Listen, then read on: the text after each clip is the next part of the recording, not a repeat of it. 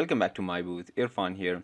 This phone has been sitting in a box on my desk for more than a year now. This is the Cubot King Kong 3. It was launched around November 2018 and I ordered it the next month in December 2018.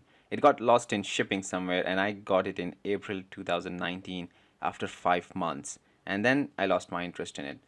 So it's been sitting there until now. So this is an armored, rugged smartphone built to focus more on physical endurance than technical performance. That doesn't mean it is a caveman's phone. It sports a 16 megapixels and 2 megapixels dual rear cameras and 8 megapixel front camera, runs on Android 8.1.0 and some more interesting features which I will get into after unboxing. And yes, it retails for about $249 US. I got it from GearBest at the time, but can't find it on their website anymore, so I'll leave a link to where I can in the description below. If gadget reviews, DIY projects, and life hacks are your thing, then consider subscribing to my booth and turn on the bell notification so you don't miss out on any of the action. Inside the box, we have another box which has three things: a 9 volt 2 amperes 18 watts quick charger and a USB-C cable, and there is a 3.5 to USB-C adapter for the headphones cause there is no headphone jack in the phone. Below this we have the phone, nice and big and bulky. Then we have a quick start guide, SIM tray pin and some more papers. Now this phone is built to survive. It doesn't come with a case unlike many other Chinese brands, but then with an exterior like this, you don't need one. The back is made of some sort of durable plastic which is smudge proof. You have a metal panel here which holds two cameras, flash and fingerprint sensor. It also has IP68 waterproof rating mentioned here. Four screws in the corners, and the speaker is also on the back, which is sort of a weird position cause it can easily be blocked when you hold it in landscape position to watch videos or play games.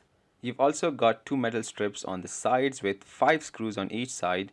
On the right you have the power and volume buttons, and on the other we have a quick access button and the SIM tray which supports 2 nano SIMs or 1 SIM and a micro SD card. On the top and bottom we have these orange lines which adds to the rugged aesthetic of the phone. The charging port is also sealed with a silicone lid which keeps any liquid or dust from seeping in. The phone weighs a good 300 grams, which is a fair price to pay for physical strength. The fingerprint sensor is fairly quick and accurate. The screen is 5.5 inches, 1440 by 720p HD display with an aspect ratio of 18:9. It's Corning Gorilla Glass protected and can produce a brightness of 450 nits. It is a decent display with good clarity and decent colors, not super vibrant though. There's a 13 megapixels front camera here. Well, it's actually 8 megapixels digitally enhanced to 13 megapixels. It is running on Android 8.1.0 Oreo and has no bloatware, which is good since it doesn't put pressure on its relatively small processor. The UI is pretty smooth and so far there have been no hiccups. Now you can assign a function to that dedicated function key which will bring up the app no matter where you are. For example, I have assigned it to camera. So you can just press it wherever you are in the phone and it will bring up the camera. There used to be a compass app which disappeared after the latest update and I'm not sure why. It was quite helpful. There's also GPS plus GLONASS tracking, which is a fancier GPS basically. You can also use its NFC function for cardless payments and data transfers. Coming to the cameras, the primary rear camera is 16 megapixels SW Sony sensor. Once again 13 megapixels actually, but digitally enhanced. The second camera is 2 megapixels. Now it is a decent camera for the device. Nothing special really. I mean, you cannot expect much from it honestly. Here are some pictures I took with it. Now I thought the second camera might allow it to take bokeh portraits. Now there is blur effect present, but it's more like a vignette and not bokeh, so I'm not sure what the second camera is doing. Videos can be recorded at 480, 720 and 1080p at 30 frames per second. Once again, pretty okay, nothing special. Front camera is 8 megapixels and is actually pretty good for the device, and there's beauty filter in both the front and back cameras.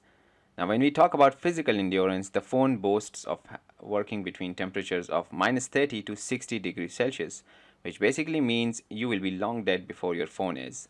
Now for the cold testing, I didn't have to go too far. I tossed it in the freezer for half an hour and it was working fine. I could see the CPU temperature had dropped down to 17 degrees in that 30 minutes, but it was working fine. For the hot testing, I didn't have to go far either. I live in one of the hottest countries in the world, and the temperatures can soar up to 50 degrees in the afternoon. Now, I left it in direct sunlight for half an hour, and even though the phone was scorching hot and I couldn't even hold it properly, after a moment of tossing the phone between my hands, I was finally able to use it. And surprisingly, it was still working fine. No problem. I even used the camera to record a short video clip. Plus, I played a race circuit in Beach Buggy 2 while standing in the heat, and it actually lived up to its expectations. It is also IP68 rated, which means it is completely waterproof and dustproof and sludge proof as well.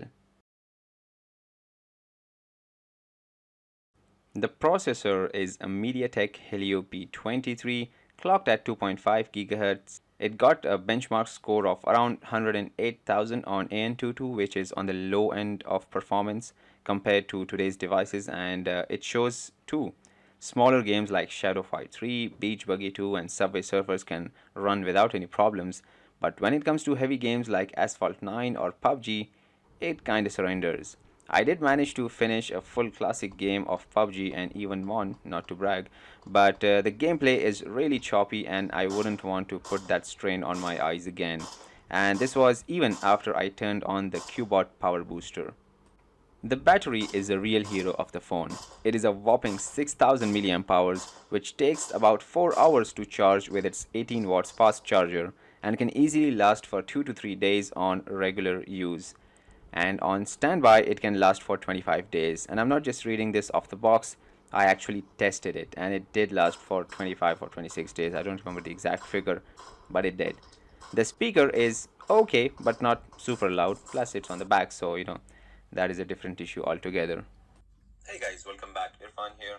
Winter is here, and for people living in the Middle East, especially Dubai, it's all about going to the desert at night and lighting a bonfire. Now, it might be fun stacking logs together and getting the flame going if you know what you're doing. The phone also supports 4G cellular data and 2.4 and 5G Wi Fi, just like many other phones. Well, that's pretty much it. Firstly, I'm surprised the battery is still in good shape even after sitting in a box for more than a year without use. If you have a rugged lifestyle which requires a phone that needs to stand up to extreme temperatures, or if you've got clumsy hands dropping your phone all over the place, then this might be the solution. It can take physical beating, yet it still carries all the modern aspects of a smartphone. In the rugged phones department, it is definitely a worthy contender. That's it for now, guys. If you enjoyed this video, please hit the like button below and share this video with your friends and family.